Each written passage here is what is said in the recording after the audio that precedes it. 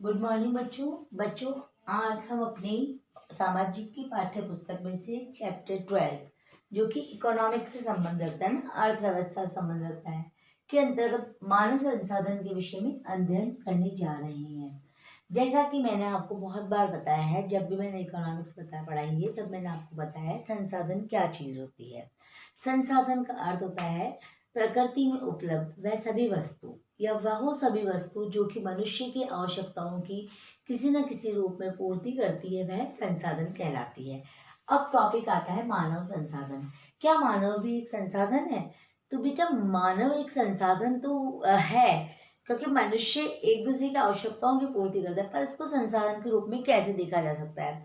बेटा चाहे लोहा हो, चाहे कोयला हो, चाहे सीमेंट हो, चाहे सोना हो, कुछ भी चीज हो, तब तक सिर्फ एक धातु ही रहती है जब तक कि उसका सही उपयोग नहीं किया जा सकता। इतना सारा लोहा पड़ा है, लेकिन उस लोहे को उपयोगी चीज में बनाया जाएगा तभी। मतलब प्रकृति में जो भी चीज हमें उपलब्ध है उसको उपयोग के योग्य कौन बना रहा है? मानव बना रहा है। तो ये भी एक संसाधन है। अच्छा, ये एक ऐसा संसाधन है जिसकी अति भी बेकार है, जिसका नहीं होना भी बेकार है।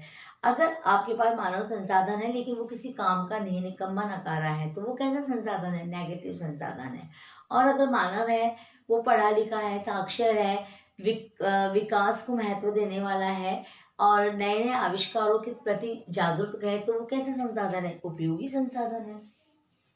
तो बेटा अब इस चैप्टर में हमको यही सब पढ़ना है कि आखिर जनसंख्या क्या होती है, जनसंख्या का घनत्व क्या होता है, उसका वितरण आकार क्या होता है, ये सब हमको इस चैप्टर के अंतर्गत पढ़ना है कि आखिर मनुष्य एक संसाधन है तो उसकी इस संसार में क्या आवश्यकता है, इसके विषय में हम अध्ययन करने जा रहे हैं।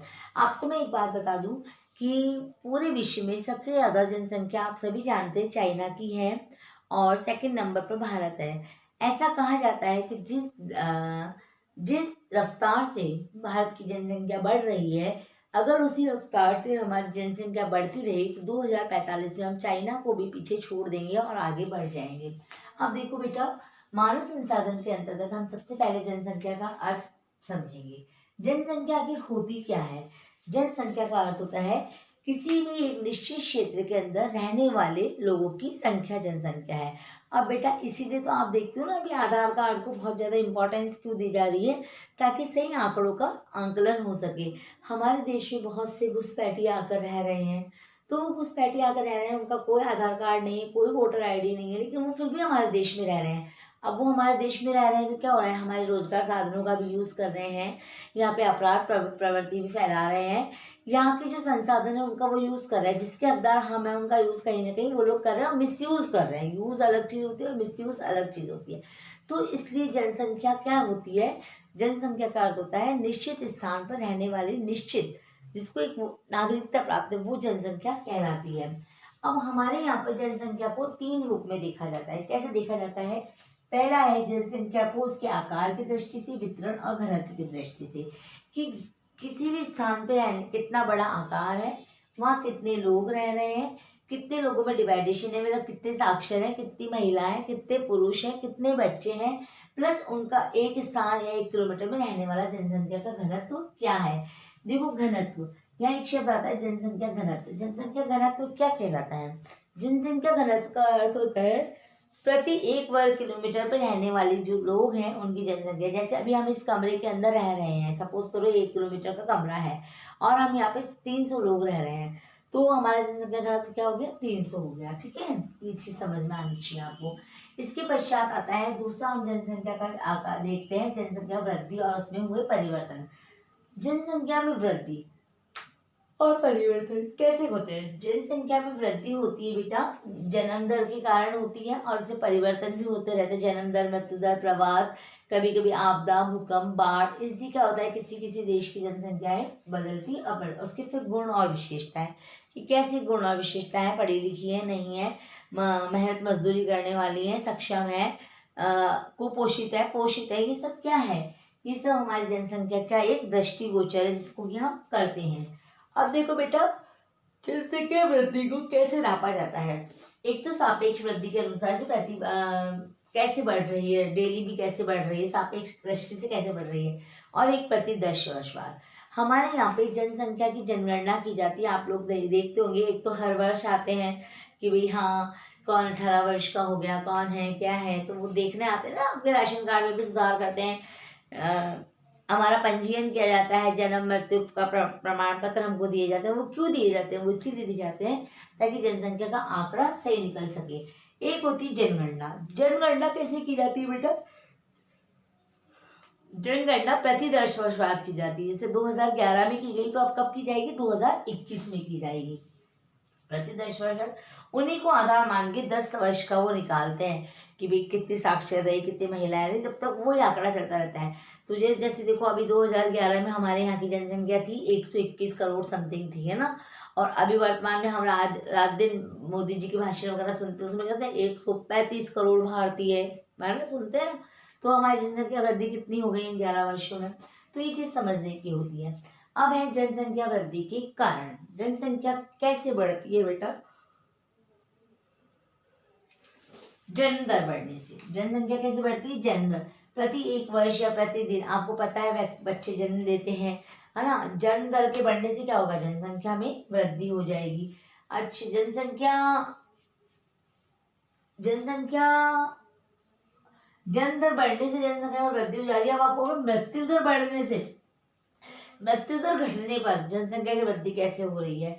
तो बेटा मृत्यु दर का घटना ज्यादा अच्छा है या मृत्यु दर का बढ़ना ज्यादा अच्छा है ना। तो आप में से कुछ बच्चे है ना कंफ्यूज हो जाते हैं, कहते हैं मैडम मृत्यु का होना अच्छा है, जनसंख्या कम हो जाएगी। नहीं बेटा, मृत्यु दर का अगर कम होना है तो इसका मतलब जनसंख्या तो बढ़ रही है, लेकिन हमारा विकास हुआ है, हमने रोगों पर विजय प्राप्त की है, हमने एक्सीडेंटों पर विजय प्राप्त की है, इसलिए हमारी मृत्यु दर घटी है। कुछ मृत्यु दर पर भी अगर मृत्यु दर बढ़ जाती है तो जनसंख्या घट जाएगी, लेकिन अगर मृत्यु दर स्थिर हो गई तो जनसंख्या पर प्रभाव नहीं पड़ेगा, और मृत्यु दर कम होगी तो जनसंख्या बढ़ जाएगी। ठीक है। प्रवास क्या होता है? प्रवास होता है एक स्थान से दूसरे स्थान पर चले जाना। व्यक्ति अपनी आजीविका के लिए एक जगह से दूसरे स्थान पर जाता रहा है, आता रहा है। तो जैसे राजस्थान का व्यक्ति पंजाब में चला गया तो राजस्थान की जनसंख्या तो कम हुई और पंजाब की बढ़ गई। ठीक है, प्रवास के कारण बढ़ जाती है। अब टॉपिक आता है जनसंख्या का घनत्व। मैंने आपको यहाँ पर भी बताया था जनसंख्या घनत्व क्या होता है। प्रति 1 वर्ग किलोमीटर में रहने वाले व्यक्तियों की संख्या जनसंख्या का घनत्व कहलाता है। इसके अंतर्गत देखो बेटा, 2011 में जब भारत की जनसंख्या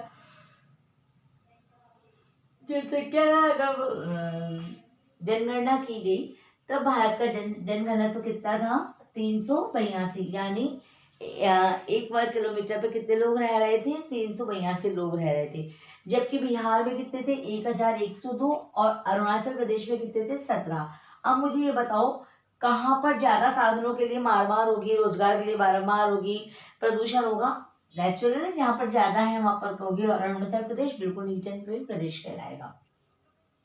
अब है साक्षरता की दर। साक्षरता की दर को ज्ञात करने से पहले हमें पता होना चाहिए आखिर साक्षरता क्या चीज होती है, साक्षर कौन होता है। मैंने आपको पहले छोटी क्लासेस में भी बताया हुआ है, 9th क्लास में भी बताया था, आज मैं फिर बताती हूँ। प्रत्येक वह व्यक्ति जिसे लिखने पढ़ने का ज्ञान हो क्या कहलाता है? साक्षर कहलाता है। 2011 के अनुसार प्रत्येक 7 वर्ष के बच्चे को साक्षर होना अनिवार्य माना गया है कि साक्षर किया जाएगा। 2011 में 74.4% लोग साक्षर थे। कहाँ पर? भारत में।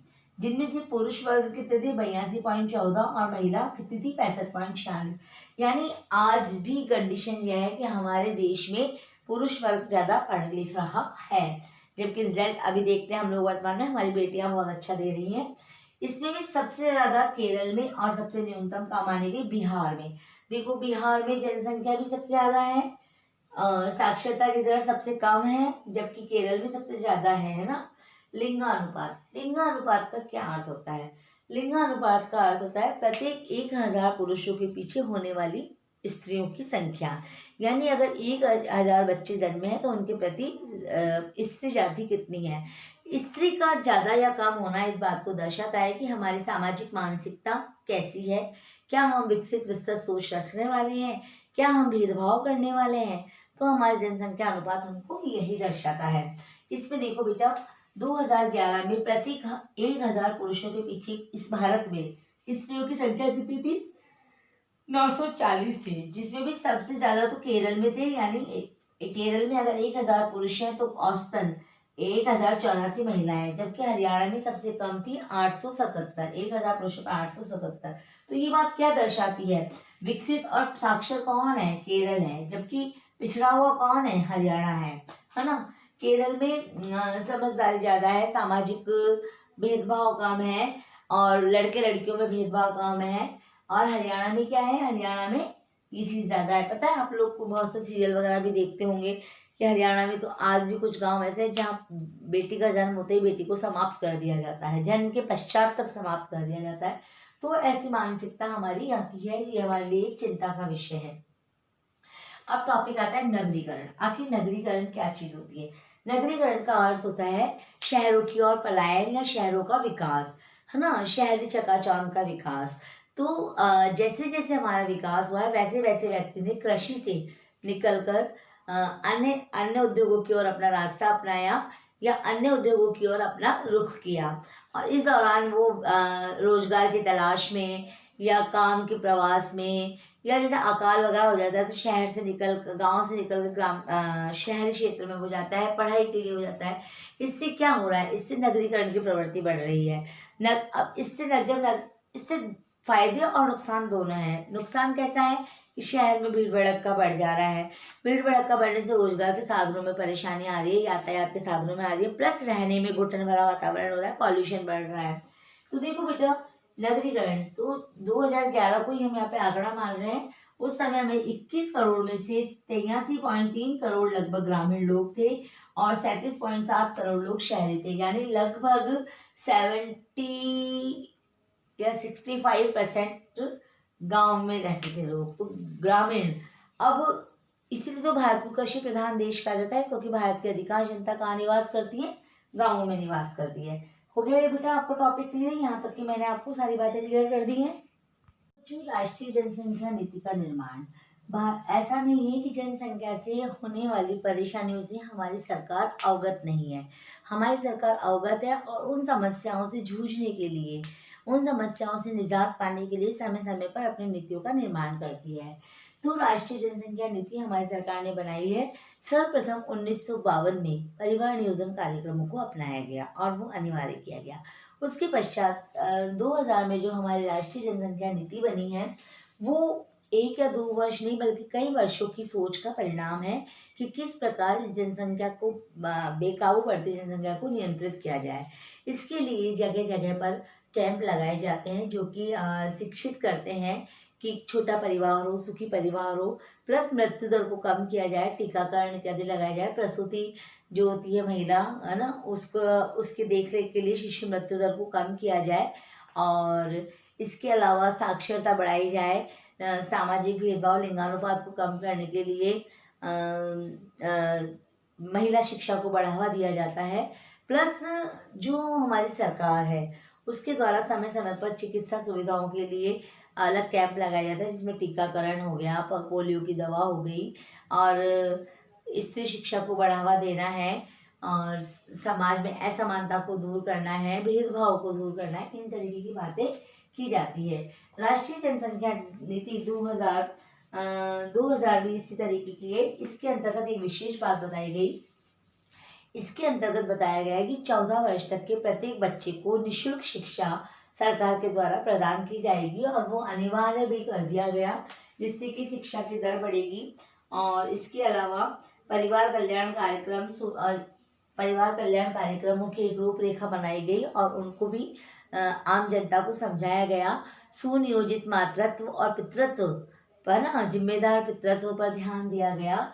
प्लस सरकार इस क्षेत्र में कार्य करते हैं। अभी नई जनसंख्या नीति भी वो बनाना चाह रही है, और इसके अगर जनसंख्या बिल कानून पास हो जाना चाहिए, तो सरकार समय समय पर इसके लिए प्रयासरत रही है। इसी का एक परिणाम है कि